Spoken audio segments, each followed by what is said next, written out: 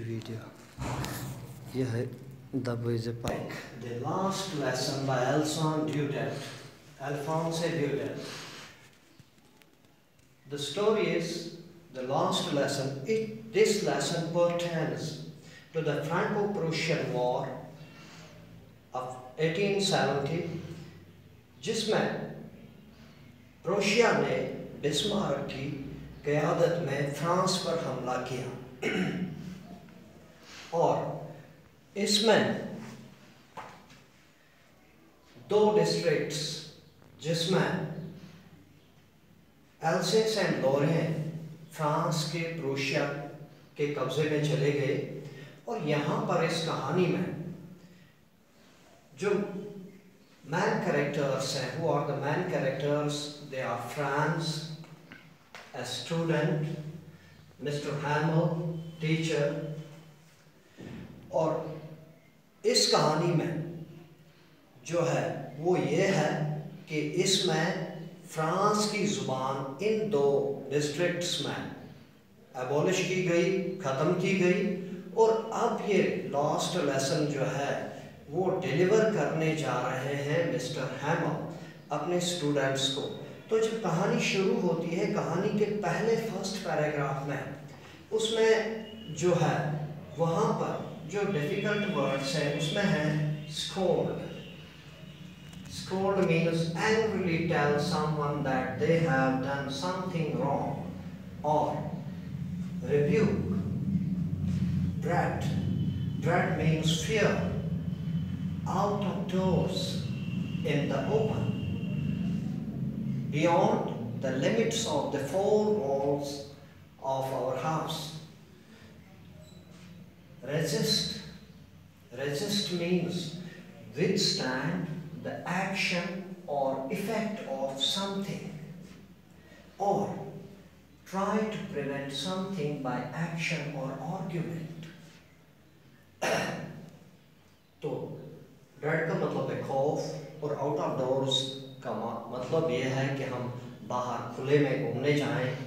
और रेजिस्ट का मतलब है हम किसी चीज़ को यानी कबूल करने से उसके खिलाफ खड़े हो जाएं, यानी कि उसको रोकने की कोशिश करें। तो पहले पैरा में द फर्स्ट पैरा जहां हम पढ़ते हैं कि एक लड़का फ्रांस सुबह सवेरे स्कूल के लिए घर से निकलता है और घर से निकलने के बाद उसे खौफ होता है कि मिस्टर हैमल को उस दिन पार्टिसिपल्स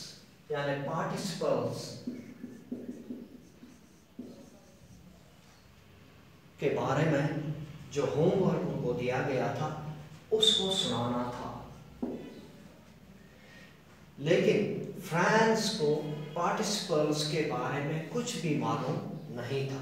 पार्टिसिपल का मतलब यह है कि अगर हम पार्टिसिपल, आप जानते हैं कि वर्ब के तीन फॉर्म्स हैं, तो first, second and third, present, past and past participle. और उसी के साथ अगर आईएनजी का इस्तेमाल किया जाए तो उसको प्रेजेंट पार्टिसिपल कहा जाता है।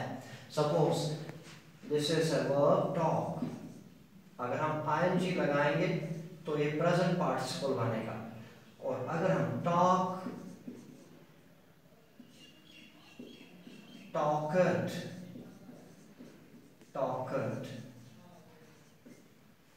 और ये है पास्ट पार्टिसिपल। तो फ्रांस पहले सोचता है कि वो स्कूल ना जाए, लेकिन उसके बाद वो चाहता है कि चलो मैं आज खुले में जाऊं, घूमने जाऊं, उधर इधर जाऊं और स्कूल ना जाऊं, ताकि मुझे जो अपना उसे खौफ किस चीज़ का था, स्कोल्डिंग, यानी उसका उस्ताद मिस्टर हैमल उसे सभी के सामने यानी उसको रिव्यू करेगा, उसे गुस्से से उस पर गुस्सा करेगा कि उसने ये काम नहीं किया है।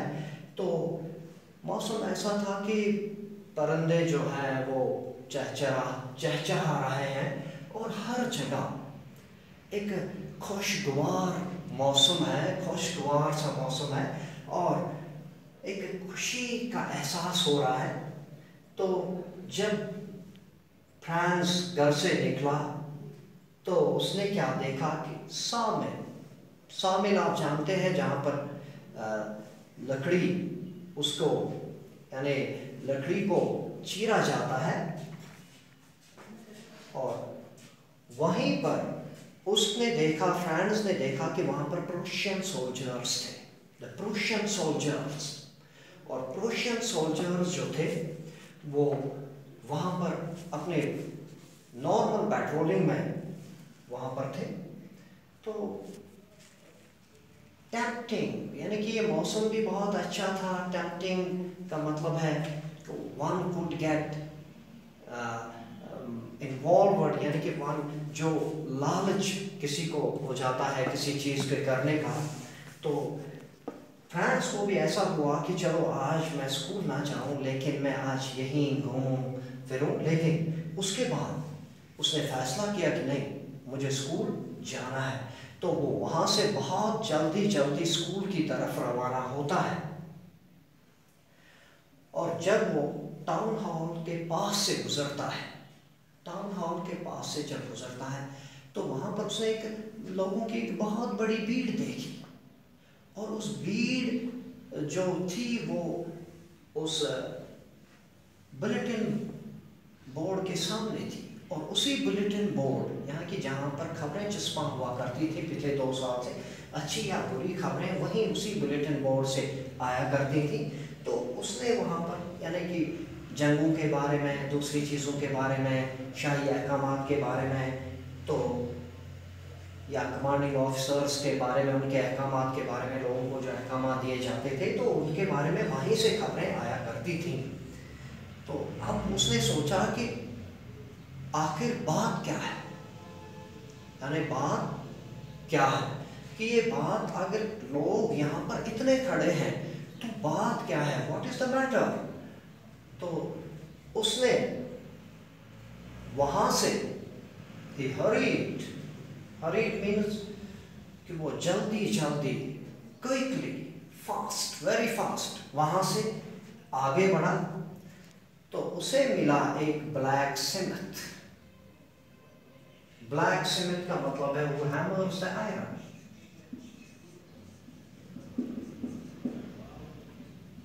A person who hammers iron,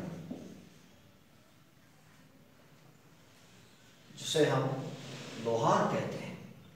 तो ब्लैक स्मिथ ने वहीं पर उसी बुलेटिन बोर्ड के सामने उसने फ्रांस को आवाज दी, बेटे इतनी तेजी से मत दौड़ो, तुम तो स्कूल पहुंच जाओगे, तुम तो वक्त पर स्कूल पहुंच जाओगे। और फ्रांस वहां से स्कूल की तरफ दौड़ा, रवाना हुआ। और वहां पर मिस्टर हैमर के छोटे से बाग के सामने जब फ्रांस पहुंचा तो he was out of breath, यानी कि उसकी सांस फूली हुई थी, उसकी सांस फूली हुई थी। So this is the first introductory paras of this, that a student France who starts for the school, but he is under fear that his teacher Mr. Hammer will scold him because he has not done his homework about the participles. And after that also the weather was very funny. It was tempting to remain outdoors in the open, to play in the open, but finally he decides not to indulge in this luxury. So he decided to go to the school. वो वहाँ से school की तरफ रवाना होता है। और रास्ते में उसने क्या देखा कि उसने प्रूशियन सोल्जर्स को सामिल के सामने देखा। उसके बाद उसने लोगों की भीड़ को बुलेटिन बोर्ड के सामने देखा, जहाँ से लोगों को खबरें मिला करती थी मुल्क के हालात के बारे में, दूसरी चीज़ों के बारे में। तो उसके बाद वो वहाँ से भी वो हैरान हुआ कि आखिर मसला क्या है, बात क्या है, लोग इतने जमा हुए हैं, लेकिन उस पर ध्यान ना देते हुए वो आगे बढ़ा और रास्ते में उसे ब्लैक स्मिथ मिला। तो उसने ब्लैक स्मिथ ने उससे कहा कि इतनी तेज़ मत दौड़ो, तुम तो वक्त पर स्कूल पहुंच जाओगे।